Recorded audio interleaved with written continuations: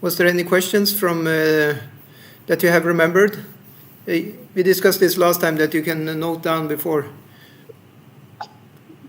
Yeah, we discussed, but there is no time, Prabhuji. Oh God, it is becoming so busy.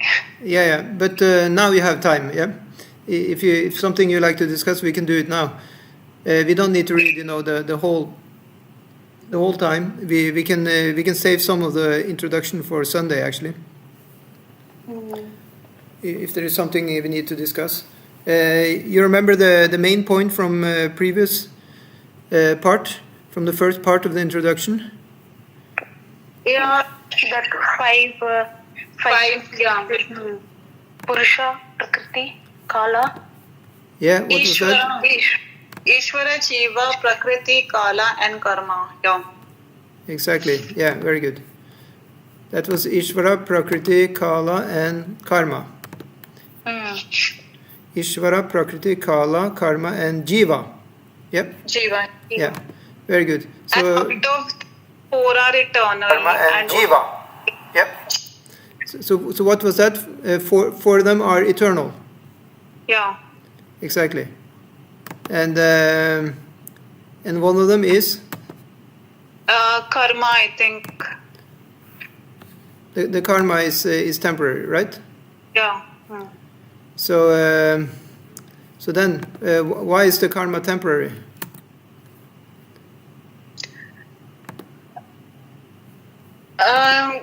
Because karma gets completed, like you do an act, then the act is finished by time. It.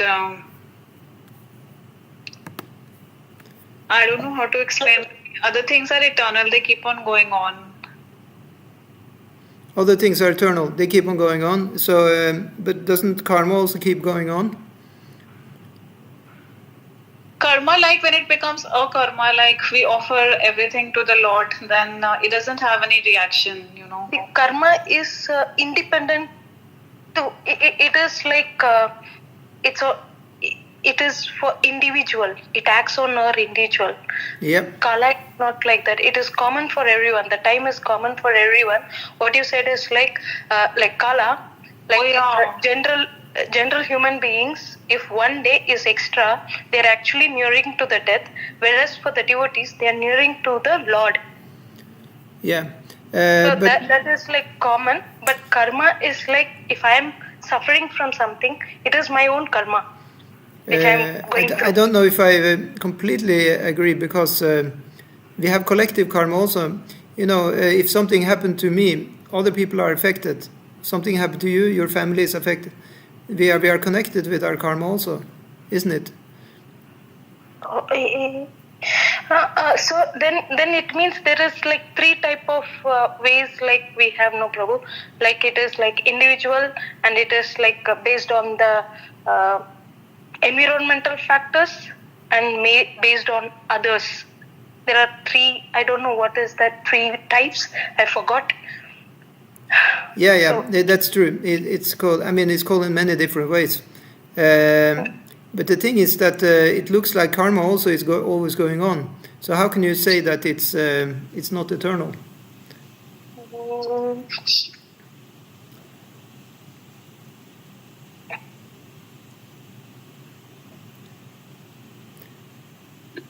One point which was it was written as like the manifestation of the world is not accepted as false, it is accepted as real, but temporary. Yeah. And the cycle is working eternally. So the cycle of this birth and death is like it is eternal. So that's why Prakriti is also eternal. Yeah, Prakriti is eternal. That we discussed last time, yeah? That I made the point that Shastra says, that these elements, earth, water, fire, air, ether, mind, intelligence, ego, they are existing, separately from the spiritual world. Actually, it's produced, the Mahatattva, all these elements are there, but they're not activated before they come into the material world. And the time is mixing with them, yeah? then they start creating all the different bodies, and all these things are happening by the three gunas also. But when nothing is happening, they're still existing. And I gave the example like when you make a cake. You remember that example?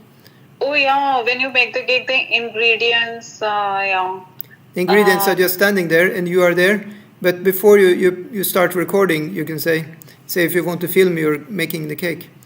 Nothing is happening. The ingredients are separate. You have the flour, you have the chocolate, you have the butter, you have the sugar.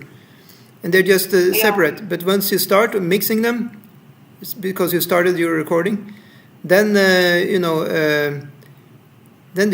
are no longer separate. They are just mixed up, and then you create so many things with this.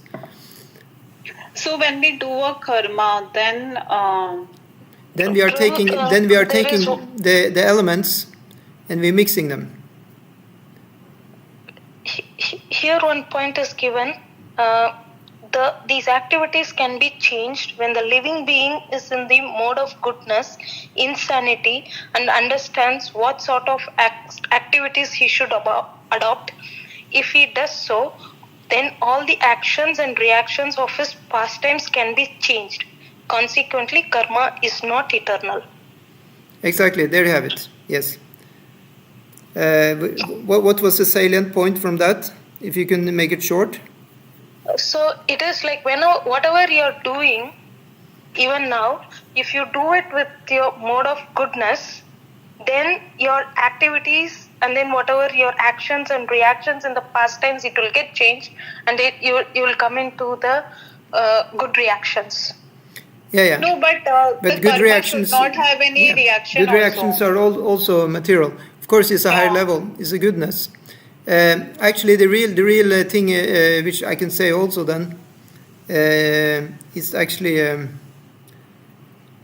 because what is sanatana or eternal, that means that you also will have it in the spiritual world. Does it make sense? Yeah, probably so that's action in inaction in one of the Bhagavad-gita action in inaction. But the point is that you have you have an eternal situation, and these four things, they are also there in the spiritual world. You have the jiva is there, Ishvara is there, time is actually also there, but it's said that there the time is a spiritual time, is not destructive time. And that can be explained by that you have the perverted reflection here of the what is actually in the spiritual world. In the material world, we have the time is killing, In the spiritual world, the time is eternal, is giving eternity. And you have the, what was the four? Wait a minute. We have Ishvara, Jiva, Prakriti. Prakriti, yes. So the Prakriti is also there, you can say, in the spiritual world. But that's in one of the corner of the spiritual world. It said 1/4 of the spiritual world. There is the place where Mahavishnu is breathing out, the material universes in the Karana ocean. So there is like where the Prakriti is, and that's the Prakriti is, as I explained, that is the Mahatattva, the eternal elements.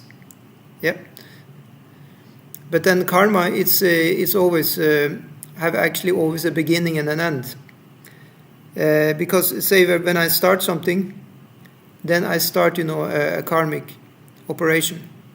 Whatever project I start anything new, that's the start of a karma. And in the same way, it's said that birth, because it's the concept of birth and death. So whenever a body is born, the Bhagavatam is saying, then that is the start of a new karmic,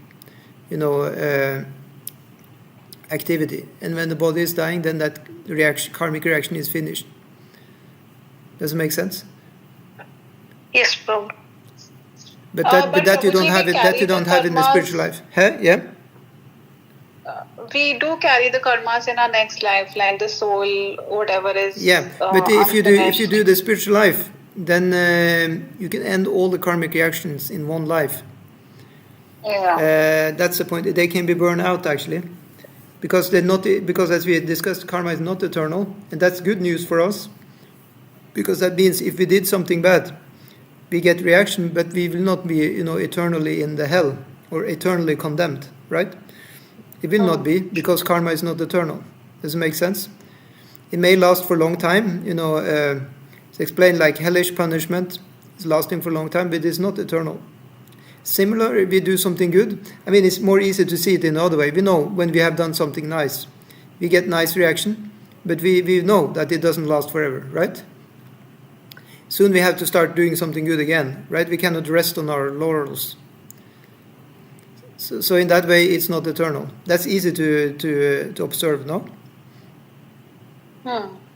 Yeah. So in that way, it's easy to see actually that karma is not eternal. When we just look at that, when we have done something good, we cannot live on that good deed for the rest of our life. At one point, we have to again do something good. Yeah. Okay, so should we read on? I can read on. The Supreme Lord and His transcendental abode are both Sanatana,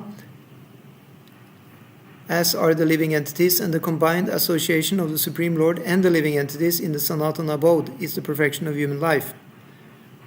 So here Prabhupada says human life. That's interesting. So it means you're human also on the spiritual platform. Yeah? Does it mean that you are human also in spiritual planets?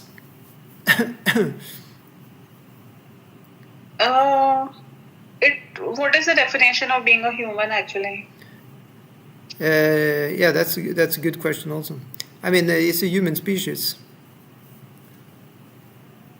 No, I don't think we are identified as humans on the spiritual planet. We are all souls. But they're looking like humans. They're acting like humans, right? You see Goloka Vrindavan. Everybody has 2 arms, 2 legs. They're not even 4 arms there. No, 4 arms. Lord is in His Majesty. That is in Vaikuntha planets. Okay. He's acting like a human being, isn't it? So it's true actually. One is human there. So, but it's also explained, as we learned from Ishopanishad, one doesn't have the veins, for example. It's not like the kind of body that we have here, which created by the material elements.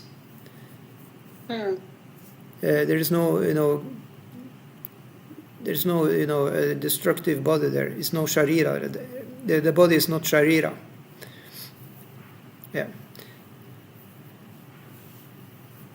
Okay, we can read on. The Lord is very kind to the living entities because they are His sons.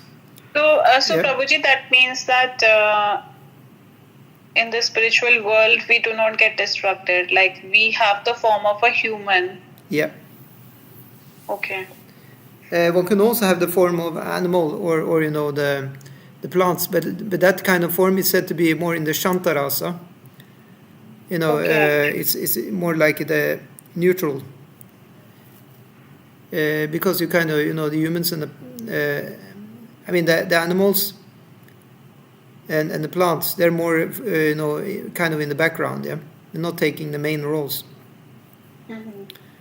The kind of bhakti we try to practice is aspiring for higher than Shantaras, usually.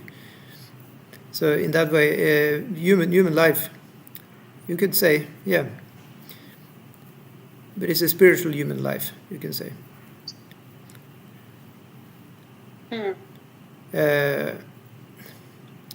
Okay, so the Lord is very kind to living entities because they are His sons. Lord Krishna declares in Bhagavad-gita, Sarvyo Nishu. And then He says, Aham Bidya Pradapita, I'm the father of all. Sarvyo Nishu, all the species, yeah? Sarvyo Nishu Kanta, Aham Bidya Pradapita. I am the seed-giving father. Yeah, so he is the original seed of all existence. That also He says somewhere else.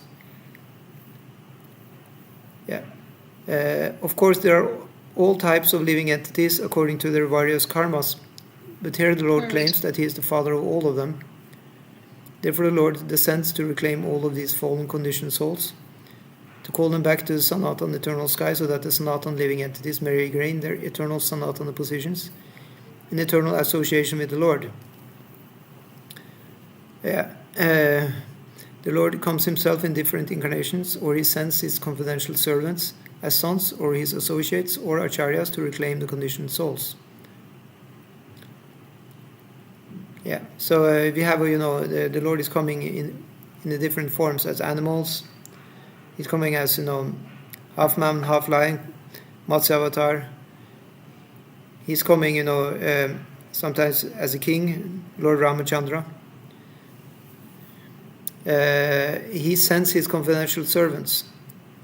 So, for example, Narad Muni, he's a confidential servant of Krishna.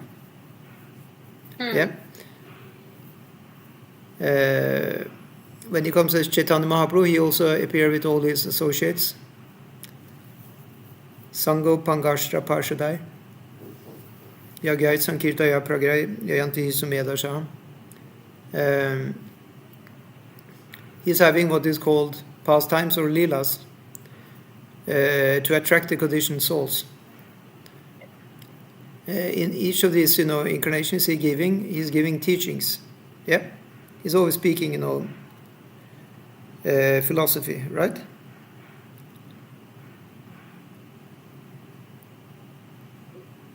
So that philosophy is then, recorded in the books called the Shastras. So we have an example of a recording of Krishna speaking. Bhagavad-gita. Exactly. So through this, he's reclaiming us. And then Prabhupada says, therefore, Sanatana Dharma does not refer to any sectarian process of religion. Because actually the point he's making above is that they are coming in so many different shapes in order to give, the process of religion to so many different types of people in different situations, in different, times and ages. So there cannot be, one square-cut, shastra. There are many different shastras. But as far as, the religion is given for reconnecting or getting connected with God, then it must be called Sanatana Dharma. Because the main meaning of religion is, I think, religio. It means to reconnect, doesn't it? I think so. It means to reconnect. The real religion.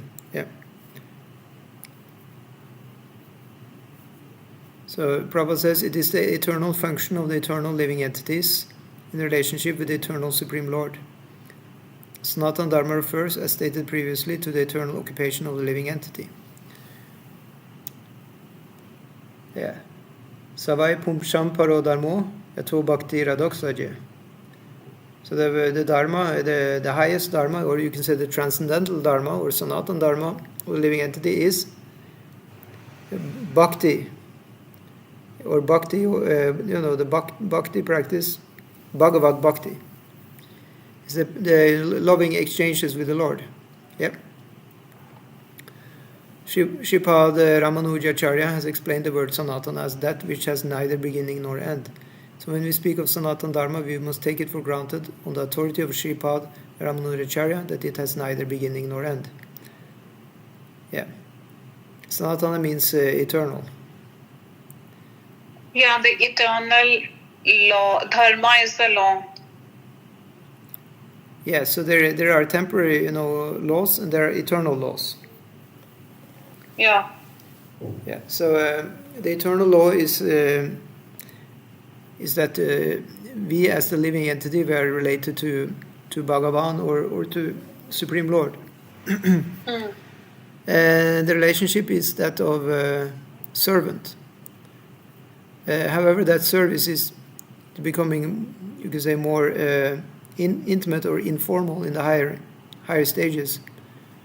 so that even the Lord can be served by devotees playing, his friends or his parents or his lovers even. So that's interesting to see Prabhupada use the word eternal occupation. So here we have occupation, we may work in this job or that job. So these are not eternal occupations. Actually, when Prabhupada talks about eternal occupations, he talks about, the 5 primary rasas. You remember those? I think I already mentioned 3 of them. I actually mentioned all of them. Yeah, rasas, yeah. I mentioned all of them already, yeah. Active, passive, friendship. Yeah. And then Vatsalya rasa. Yeah. And one more was active, passive, friend, parent, conjugal. Yes, perfect. What again? I don't understand. Passive. Active is nothing but the devotees. Passive is the same. Passive is the same as the Shantarasa. Shantarasa, okay. Yeah.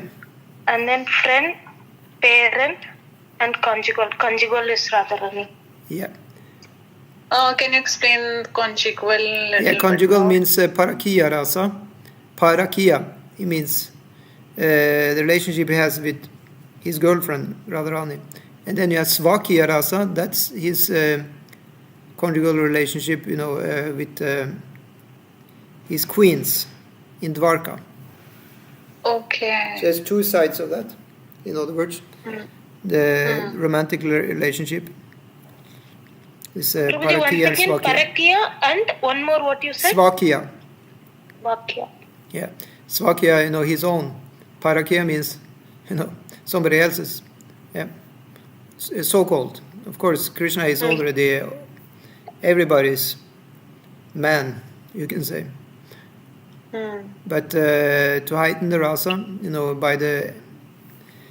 by the effect of Yogamaya, then these, you can say illusions are taking place, so that there will be more power in the rasa. Yeah. For the sake of enjoyment, spiritual enjoyment, these things are there. Yeah. Here Prabhupada is actually now talking about the English word religion, which I mentioned also. He says the English word religion is a little different from Sanatana Dharma. Religion conveys the idea of faith, and faith may change. One may have faith in a particular process, and he may change this faith and adopt another, but Sanatana Dharma refers to that activity which cannot be changed. For instance, liquidity cannot be taken from water, nor can heat be taken from fire. You can say the conventional usage of the word religion, it implies that you can choose, right, what to do. But Dharma means actually that you cannot choose is already settled. Does it make sense? What did you say, Prabhuji? Dharma is? When we talk about real Dharma, actually, Sanatana Dharma, it means that we cannot choose it. It's already settled. Just like you cannot choose how water is going to act.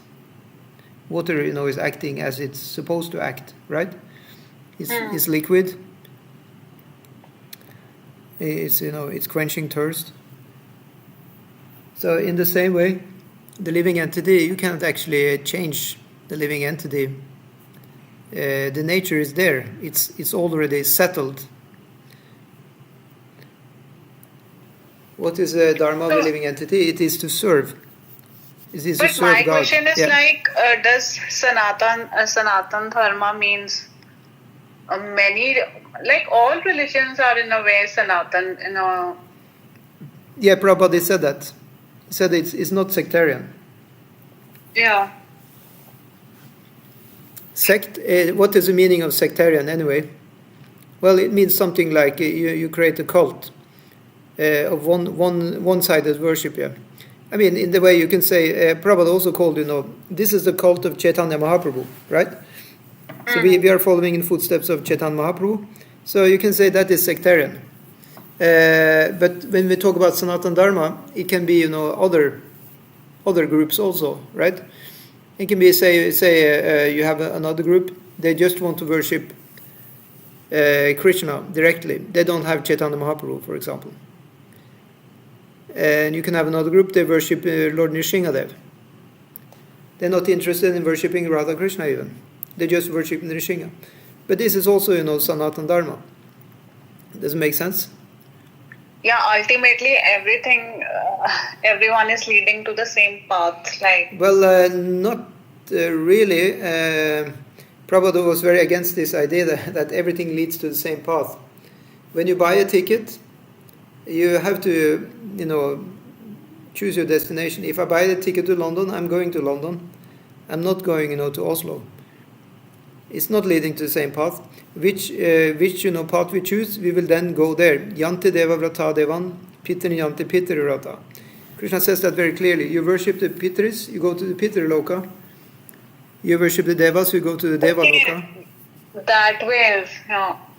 I mean, although Krishna is saying, that that everybody is following my path, but that's different. Everybody is following my path. It means that every paths are arranged by Krishna. So everything is going according to his plan. But that doesn't mean that whatever path we follow, we're going back to Krishna, because obviously that is not the case. We read this in Sri Ishopanishad, I think. What did you read there? Not every path is leading to Krishna. Exactly. Yeah. Probably made that point very clearly. The idea that yata mata tata pata, whatever you think that is your path, well, you can say that is true, but it doesn't lead to the same place. We have to chalk our own path, that's also true, but we're not going to the same place. I mean, but that's okay, and that's okay, right? It's okay that we're not going to the same place. We are in limited, jivas here. Sometimes we're parting ways, right? If we don't have the same interest, we're parting our ways. We may not see each other again. Is it correct? Yeah. And that is completely okay. Because, those who have the same, likes, you can say devotees have the same mood, then they may end up, in the same place in the spiritual world. Because they are doing exactly the same, mood of service. Otherwise, if they have completely different mood, they may end up in two different corners in the spiritual world. Right? Or in a different loka. So there, Nrsingadev has his loka, If you are into the Bhagavad-gita, to be on the battlefield of Kurukshetra, that's another loka. It's not the same loka as, where Krishna is a coward boy in Vrindavan, right? It's two different places. So this is the thing, that there are so many different places to be. Just like in the Earth planet, we can be in China, we can be in Norway, according to what we are cultivating. But then, of course, you can say we're all in the same world. So in that way, okay, so you can say one practice so many different spiritual paths, and then everybody is going to the spiritual world, right? That's okay. But I think that the idea that the spiritual world is homogeneous, that is wrong. That's the path of the Mayavadis. And in that way, they may think that we're all going to the same place. But according to personalists, we're not. Because there's just as much variety in the spiritual world as it is here. Does it make sense? So in that way, we are ending up in different countries here in the material world. Why shouldn't we do the same in the spiritual world? Because there are also, unlimited varieties there, just as we have varieties here. And that's completely okay. There's nothing wrong with that. Because we are individual, we are different. At the same time, we are the same. Achinta beda beda tattva. Just like we have a family, we are ending up different places in the world also with family members, right? Some family members are here, some are there, but still we are in the family. Okay, so should I read on here? Yes, Prabhuji. Yeah. For instance, liquidity cannot be taken from water, nor can heat be taken from fire. Let's see where that. did I go here?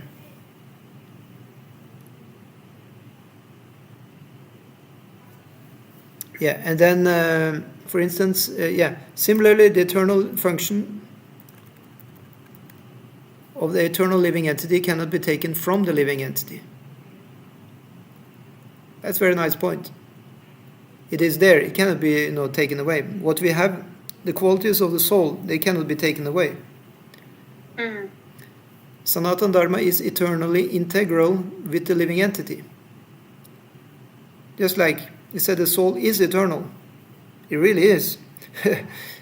So it cannot be our eternality cannot be taken away by death.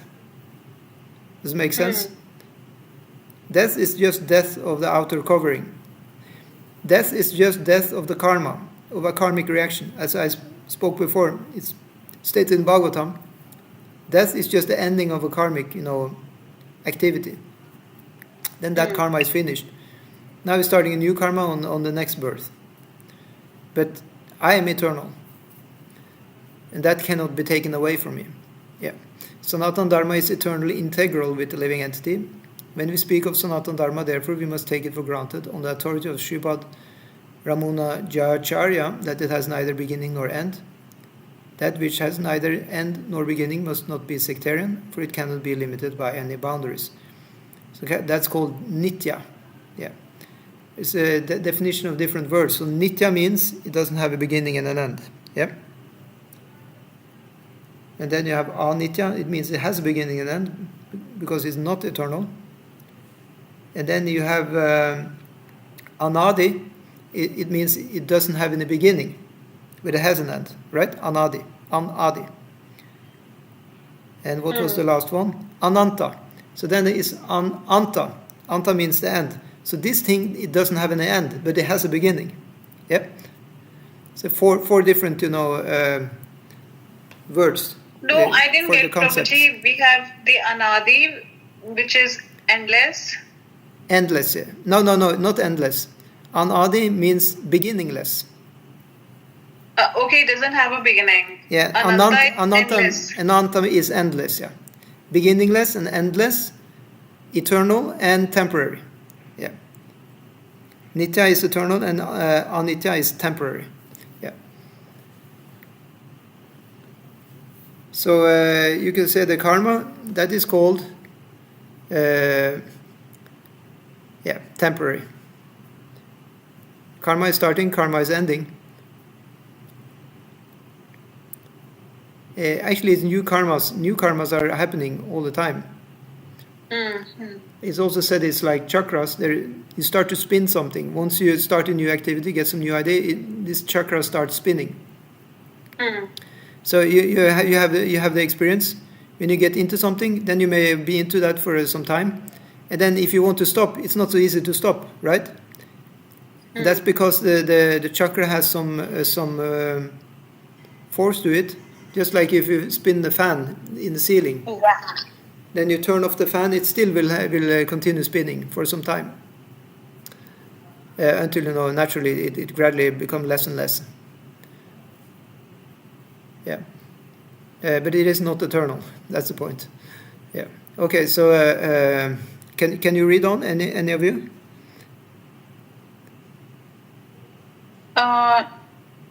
From non-Sanatana religion, from here? I lost where we are. Is it not page number 16? I don't have this page number here. I'm reading from the computer. We must take it for granted on the authority of Sripada Ramanujucharya that it has neither beginning nor end. That which has neither end nor beginning must not be sectarian, for it cannot be limited by any other boundaries. Those belongings to some sectarian faith will wrongly consider that Sanatana Dharma is also sectarian. But if we go deeply into the matter and consider it in the light of modern sciences, it is possible for us to see that Sanatana Dharma is the business of all the people of the world, nay, of all the living entities of the universe. non-Sanatana religious faith may have some beginning in the animals, In the what? in the annals of human history, but there is no beginning to the history of Sanatan Dharma because it remains eternally with the living entities. Insofar as the living entities are concerned, the authoritative Shastras state that the living entity has neither birth nor death. In the Gita, it is stated that the living entity is never born and he never dies.